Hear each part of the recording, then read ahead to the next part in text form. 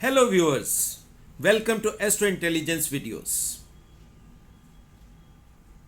आज की वीडियो में मैं आपको फोर्थ टेंथ एक्सिस यानी कि चतुर्थ भाव और दशम भाव, इनका जो आपस का रिलेशन है उसके बारे में समझाने का प्रयास करूंगा। और ये जो प्रयास होगा ये 101% वैदिक एस्ट्रोलॉजी के परव्यू में होगा। ऋषियों के लॉजिक को एक्सप्लोर करने की कोशिश की जाएगी कि जो एक नेचुरल ज़ोडिएक ऋषियों ने बनाया, जिसको हम काल पुरुष के हॉरोस्कोप या काल पुरुष की कुंडली के रूप में जानते हैं, वो ऋषियों ने किस लॉजिक के साथ बनाया, क्यों उन्होंने, अब वो तो बिल्कुल सीधी बात है कि फोर्थ और टेंथ एक दूसरे के सामने आएंगे ही आएंगे, मगर उन दोनों के भावों के अधिपति यानी कि उन हाउसेस के लॉर्ड उन्होंने चंद्रमा और शनि को क्यों रखा। आज की वीडियो पर्टिकुलर इस लॉजिक को एक्सप्लोर करने के लिए, या ऋषि क्या चाहते थे इसके थ्रू लोगों को बताना, इस चीज को खोजने का प्रयास मैं करूंगा। सबसे पहले बात करते हैं नेचुरल ज़ोडिएक की। नेचुरल ज़ोडिएक में आप जानते हैं कि 4 ही केंद्र स्थान होते हैं, 1, 4, 7 और 10। 1, 7 ये भी एक दूसरे के ऑपोजिट है और 4, 10 भी एक दूसरे के ऑपोजिट है। एक दूसरे के ऑपोजिट भी हैं, जहां पर लॉ ऑफ ऑपोजिशन भी काम करेगी, और ये एक दूसरे के पूरक भी हैं, क्योंकि बिना 4 10 नहीं हो सकता, बिना 10 4 नहीं हो सकता। और जब ये पूरक हैं तो एक दूसरे के ये शक्ति स्थान भी बनेंगे, क्योंकि जब बिना 4 10 हो नहीं सकता या बिना 10 4 नहीं हो सकता, तो 101% ये एक दूसरे को स्ट्रेंथ देते हुए भी दिखाई देंगे। अब हम नेचुरल ज़ोडिएक को थोड़ा सा समझने का प्रयास करते हैं। आप सब जानते हैं कि ऋषियों ने एक तरफ हॉरोस्कोप बनाया और दूसरी तरफ उन्होंने हमारी लाइफ को उसके साथ जोड़ दिया। लाइफ को मीन्स क्या है, जन्म से लेकर मृत्यु तक का टोटल प्रावधान उन्होंने कोशिश की कि इसी हॉरोस्कोप के माध्यम से समझाया जाए, और प्लैनेट्स को उन्होंने एक सिंबल की तरह इस्तेमाल किया। जब हम प्लैनेट से समझने का प्रयास करते हैं, 4th हाउस आप सब जानते हैं कि ये चंद्रमा का स्थान है, इसके लॉर्ड या अधिपति चंद्रमा है। चंद्रमा क्या है? चंद्रमा मन है। कुछ लोग इसको हृदय भी बोल देते हैं, वो तो एक लैंग्वेज की बात है। आपका मन है। अब मन का मतलब क्या हुआ? ये आपकी साइकोलॉजी को बताने वाला या समझाने वाला घर हुआ। अब इस घर को अगर हम वैदिक शास्त्रों की बात करें, इस घर को क्या बोला गया? इस घर को बोला गया कि ये सुख स्थान है, यानी कि मन को ऋषियों ने सुख के साथ जोड़ दिया। दैट मीन्स कि काल पुरुष की कुंडली से उन्होंने ये समझाने का प्रयास किया कि अल्टीमेट सुख आपको मन से ही मिलेगा, और ये लॉजिक आपको हर शास्त्र में मिलेगा, जिसमें ऋषियों ने कहा कि मन ही आपके जीवन को चलाने वाला टूल है। जब आपके जीवन को चलाने वाला टूल है, तो जीवन से जो बाई प्रोडक्ट बनेगा, वो बाई प्रोडक्ट क्या होगा? वो सुख होगा, कंफर्ट होगा, हैप्पीनेस होगी, कंटेंटमेंट होगी। तो ये चारों चीज़ें अगर मिलेंगी तो किसको मिलेंगी? ये आपके मन को मिलेंगी। अब मन को सुख मिल रहा है, अब मन को सुख मिल रहा है तो आत्मा को क्या मिला? अब आप इसको इस लॉजिक के साथ अप्लाई करने का प्रयास करें। तो इसको मैं आपको समझाता हूं इस तरीके से कि जब किसी का भी जन्म होता है तो जन्म के समय आत्मा को शरीर मिलता है। आत्मा एक फिक्स्ड एंटिटी है, जिसको ना बदला जा सकता है, ना जिसको बढ़ाया जा सकता है, ना जिसको डेवलप किया जा सकता है। आत्मा एक फिक्स्ड एंटिटी है। हाँ, आत्मा को इवॉल्व जरूर किया जा सकता है, जो कि हर आत्मा का कहीं ना कहीं ये शरीर देकर जो जीवन यात्रा हमें मिलती है, कि हम अपने को सोल लेवल पर इवॉल्व करें और धीरे धीरे उस यात्रा पे बढ़ते हुए परमात्मा तक पहुँचे। ये हर सोल की जर्नी का एक अल्टीमेट मोटिव है। मगर जब शास्त्रों में मन को इतनी इंपॉर्टेंस दी तो उसके पीछे लॉजिक क्या था? अब आप देखिए, सूर्य क्या है? सूर्य एक अल्टीमेट सोर्स ऑफ ज्योति है, लाइट सोर्स है, लाइट हाउस है, लाइट सोर्स है, अल्टीमेट। वहीं से सारी कायनात को कह लीजिए, या ये आपकी आत्मा की ज्योति है। टोटल ज्योति, या जो भी हम प्रकाश की बात करते हैं, ज्योतिष ज्योति का शास्त्र है। और ये जो ज्योति है ये सूर्य की या आत्मा की ही है। मगर आत्मा तो दिखाई नहीं देती। अब दिखाई देने का जो सिस्टम था, अब ऋषियों ने उसके ऊपर लॉजिक अप्लाई किया। उन्होंने चंद्रमा का सिंबल उन्होंने ले लिया। अब चंद्रमा क्या है? चंद्रमा की आप देखिए, अपनी तो कोई लाइट है नहीं। अब चंद्रमा करता क्या है? दिन के समय सूर्य की लाइट को एब्जॉर्ब करता है और रात के समय उसी लाइट को वो रिफ्लेक्ट करता है। इसको आप ऐसे समझ सकते हैं कि आत्मा की जो लाइट है वो चंद्रमा उसी लाइट को दिखा रहा है। किसकी भी आत्मा कैसी है वो उसके मन के माध्यम से समझ में आ सकती है। यानी कि मन आपकी आत्मा का एक्सप्रेशन है। आत्मा ने अगर अपने आप को किसी को विजिबल करना है, किसी को दिखाना है, वो मन के थ्रू दिखाई देगी। आत्मा अच्छी है, कैसे पता लगेगा कि इस इंसान का मन अच्छा है? तो हम कह सकते हैं कि उसकी आत्मा अच्छी है। और मन अगर नेगेटिव कैरेक्टर्स लिए बैठा है तो 101% ये आत्मिक दोष है, या हम कह सकते हैं कि आत्मा कष्ट में है। अब यहां पर आपको यह बात तो समझ में आ गई कि मन को इतनी इंपॉर्टेंस क्यों दी गई है। अब सुख के भाव के सामने जो 10th हाउस है, दशम भाव है। दशम भाव क्या है? कर्म का भाव है। मन के आगे कर्म, यानी कि कर्म को मन के साथ करना है। ये तो एक तरफ की बात हुई, ये यूनि डायरेक्शनल हम अपना थॉट प्रोसेस की बात कर रहे हैं। मगर जब वापसी पे करने का प्रयास करते हैं तो यहां पर हमें कॉन्ट्राडिक्शन दिखाई देती है। वो कॉन्ट्राडिक्शन क्या है? शनि आप जानते हैं डिसिप्लिन का देवता है, मगर मन तो डिसिप्लिन चाहता ही नहीं है। मन की तो कोशिश होती है मैं ज्यादा से ज्यादा उड़ूं, ज्यादा से ज्यादा दूर तक चीजों को एक्सप्लोर करूं। तो ऋषियों ने मन के सामने शनि को क्यों रखा? अब इस लॉजिक को समझने का प्रयास करते हैं। अब आप देखिए, सुख क्या है? इस चीज को अगर आप समझने का प्रयास करेंगे तो ये जो मिस्ट्री है ये आपके सामने क्लियर हो जाएगी। आपका शरीर कर्म करता है। जितना हम मन से कर्म करेंगे, जितना अनुशासित मन से कर्म करेंगे, उतना उसका रिजल्ट हमें मिलेगा। हाफ हार्टेड अप्रोच से कर्म करेंगे, रिजल्ट भी हाफ हार्टेड मिलेगा। स्ट्रांग मन से कार्य करेंगे तो रिजल्ट हमें स्ट्रांग मिलेगा। और उसका बाई प्रोडक्ट क्या होगा? बाई प्रोडक्ट जो कंटेंटमेंट, जो हैप्पीनेस जो आएगी वो कहां पर पहुंचेगी? वो 4th हाउस यानी कि सुख स्थान पे पहुंचेगी। मगर उसको लेने के लिए मन को एक अनुशासित सैनिक की तरह कार्य करना होगा। 100% एक डिसिप्लिन्ड फोर्स की तरह कार्य करना होगा। अब आप देखिए, यहां पर ऋषियों ने एक बहुत खूबसूरत सा लॉजिक अप्लाई कर दिया। वो लॉजिक कैसे अप्लाई कर दिया? उन्होंने सीधा सीधा इस चीज को बोल दिया, क्योंकि मन की उड़ान बहुत बड़ी है, तो मन को काबू करने के लिए उन्होंने जुपिटर महाराज को वहां पर स्ट्रॉन्ग पोजीशन में बिठा दिया कि आप इस चीज को समझो। और जो मैं हर वीडियो में आपको समझाता हूं कि जुपिटर डिवाइन कॉन्स्टिट्यूशन को बताने वाला देव गुरु है, कि जुपिटर की नॉलेज से आपको यह समझ में आ जाए कि शनि किस किस्म का आपको डिसिप्लिन देना चाहता है। और अगर आप डिसिप्लिन में रहोगे तो आपका कर्म ऑटोमेटिकली अच्छा हो जाएगा।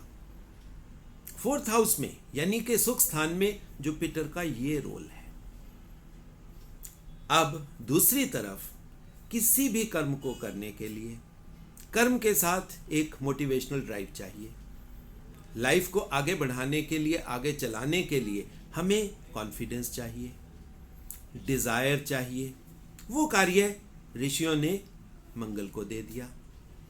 और मंगल क्योंकि हर अच्छी चीज़ का कारक है। मंगल का मतलब है मांगलिक, शुभ, पवित्र, अच्छा।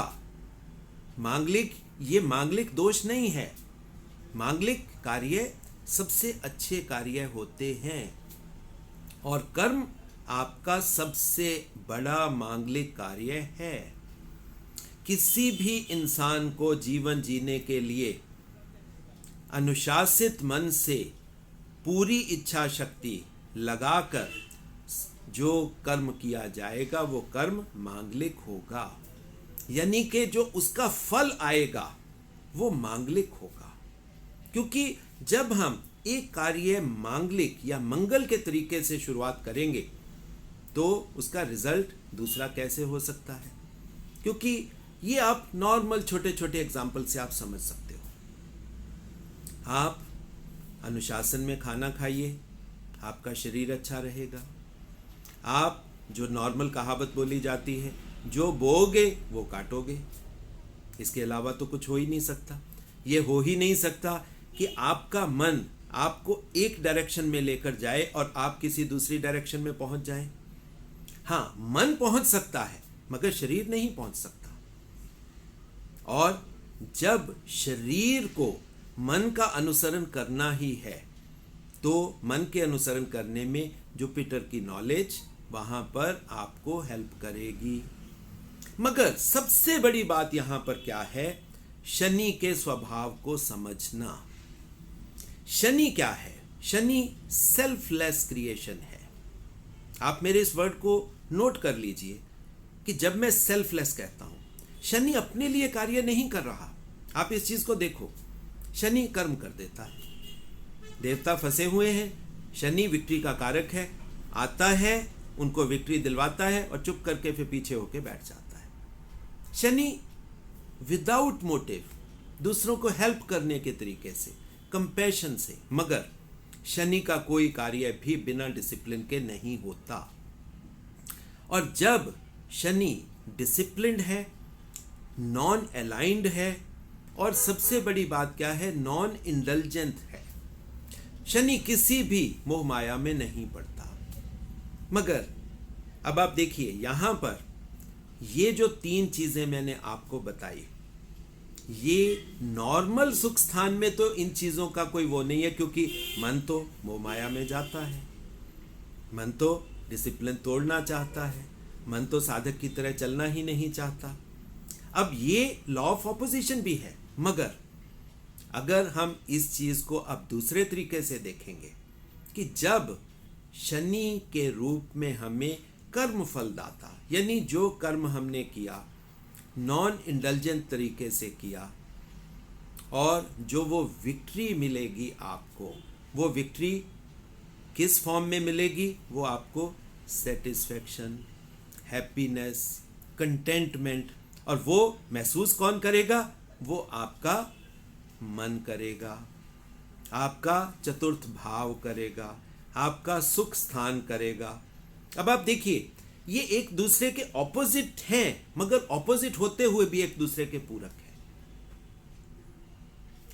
लॉ ऑफ ऑपोजिशन है मगर एक दूसरे के ये शक्ति स्थान है। बिना मन के कर्म नहीं हो सकता, और बिना कर्म, अगर बिना मन के हम कर्म करेंगे तो उसका रिजल्ट आप कैसा होगा, आप अपने आप उस चीज को एज्यूम भी कर सकते हैं। अब यहां पर मैं आपको एक छोटी सी बात और बता दूं, क्योंकि जब से दूसरी भाषाओं का इंटरफेरेंस हमारी भाषा में आ गया, मीन्स क्या है? वैदिक चीजों से। वैदिक में हाउस वर्ड नहीं है, वैदिक में भाव वर्ड है। जब हम भाव की बात करते हैं तो चीजें हमें अच्छे तरीके से समझ में आ सकती है। वो कैसे? भाव को समझने से पहले चंद्रमा को उन्होंने मन बोल दिया, मगर शनि के बारे में जो चीज वैदिक शास्त्रों में आपको मिलेगी वो मिलेगी कि शनि आपका अंतःकरण है। अब देखिए, आपकी आत्मा का जो इनर एक्सप्रेशन है वो मन है, और उस इनर एक्सप्रेशन से कार्य लेना या इनर एक्सप्रेशन को और दिखाना वो कहीं ना कहीं आपके अंतःकरण का ही काम है। मीन्स जो आपकी इनर चीज़ें हैं, वो इनर चीज़ें रिलेट कहाँ करेंगी? वो आपके मन से ही करेंगी। शनि का संबंध आपकी आत्मा से नहीं है, शनि का संबंध आपके मन से ही है। अब आप देखिए, लाइफ में सक्सेस और नो सक्सेस, हम कहते हैं किसी आदमी को सक्सेस मिल गई, किसी आदमी को सक्सेस नहीं मिली। अब आप यहाँ पर लॉजिक अप्लाई कर लीजिए, जिसमें अच्छे मन से कार्य होगा तो सक्सेस मिलने के चांसेस बढ़ गए, क्योंकि शनि विक्ट्री कारक प्लेनेट है। शनि ने विक्ट्री देनी है, और विक्ट्री किस फॉर्म में देनी है? उसने वापसी देनी है आपको सुख के फॉर्म में। सुख हैप्पीनेस भी है, सुख कंफर्ट्स भी है, और सुख कंटेंटमेंट भी है। अब आप देखिए, शनि का प्रीव्यू यहां पर थोड़ा सा बड़ा होता हुआ दिखाई देता है, क्योंकि मन तो आपकी साइकोलॉजी की चीज हो गई, मगर शनि का जो कार्य है वो कार्य फिजिकल भी है। जब फिजिकल है तो जो बाई प्रोडक्ट फिजिकल एफर्ट का या फिजिकल कर्म का बाई प्रोडक्ट होगा तो वो क्या होगा? वो तो मेटीरियलिस्टिक होगा। सो मन को खुश करने के लिए, मन की हैप्पीनेस के लिए आपको मेटीरियली भी स्ट्रांग होना पड़ेगा। जब तक मन मेटीरियली स्ट्रांग नहीं है तब तक शनि की जो डीपर डायमेंशंस हैं, जो आगे की डायमेंशंस हैं शनि की, वो कहीं ना कहीं आपको समझ में नहीं आ सकती, जब तक आप 4th 10th भाव को सही ढंग से नहीं समझ पाओगे। अब अगर इसको मैं थोड़ा सा और एक्सटेंड कर दूं आपको समझाने के लिए, अब आप देखिए, शनि का दूसरा कर्म स्थान से जो आगे का स्थान है, जो उसका लाभ का स्थान है, उसके 10th भाव का गेन का स्थान है, उसका दूसरा भाव यानी कि 11वां भाव, यानी एक्वेरियस की मैं बात कर रहा हूं, कुंभ की। अब वहां पर देखिए कुंभ क्यों है? आपकी इच्छा पूर्ति के लिए वो कुंभ चाहिए, मगर जो लोग भी शास्त्र को अच्छी तरह समझते हैं वो जानते हैं कि कुंभ के स्थान में मेटीरियलिस्टिक गेन्स बहुत नहीं हैं, क्योंकि वहां पर शनि राहु के साथ मिलता हुआ दिखाई देता है। कंफर्टेबल प्लेस्ड है, क्योंकि शनि राहु की ही बड़ी एक्सटेंशन है। साधना तो रहेगी, मगर कर्म करते हुए आप अमृत तक की जो दौड़ है या जो उड़ान है वो राहु का प्रव्यू आ जाएगा। मगर इसका जो फल है, फल तो कुंभ का मिस्टीरियस है, मगर आपकी इच्छा पूर्ति, अब देखिए, मन की इच्छा पूर्ति मेटीरियलिस्टिक या ज़्यादा से ज़्यादा साइकोलॉजिकल, मगर जैसे ही हम 11th हाउस में एंटर करते हैं वहाँ से इच्छा पूर्ति आत्मा की होती है। ये थोड़ा सा मैंने आपको समझाने के लिए, मतलब मैंने सब्जेक्ट को थोड़ा सा एक्सटेंड किया है कि 11th हाउस में आपको फिजिकल गेन्स नहीं है, मेटीरियलिस्टिक गेन्स नहीं है, वहाँ पर आपको स्पिरिचुअलिस्टिक गेन्स हैं, या अगर मैं और सही बात करूं साइको स्पिरिचुअल गेन्स हैं। अब आप देखिए, ऋषियों ने कितने लॉजिकल तरीके से ये जो एक नेचुरल ज़ोडिएक बनाया, ऋषियों ने तो इसे हॉरोस्कोप बनाया था, बहुत खूबसूरत रचना ऋषियों ने करी। मगर आजकल हो क्या गया, जो हमारे आजकल हमारे कोलीग्स कह सकते हैं या हमसे पहले के कुछ कोलीग्स कह सकते हैं, जो लोग ज्योतिष को बहुत अजीब तरीके से आजकल प्रोपेगेट कर रहे हैं और चला रहे हैं, जिन्होंने हॉरोस्कोप को हॉररस्कोप बना दिया, हर चीज़ में डर की भावना बैठा दी, डराते हैं, खूब डराते हैं। हालांकि ऋषियों का मतलब डराने का थोड़ी था। ऋषि तो आपके मन को सुख देना चाहते थे, आपकी आत्मा को इवॉल्व करना चाहते थे। देखिए ऋषियों ने क्या किया और हमने उसी साइंस को हमने क्या बना दिया।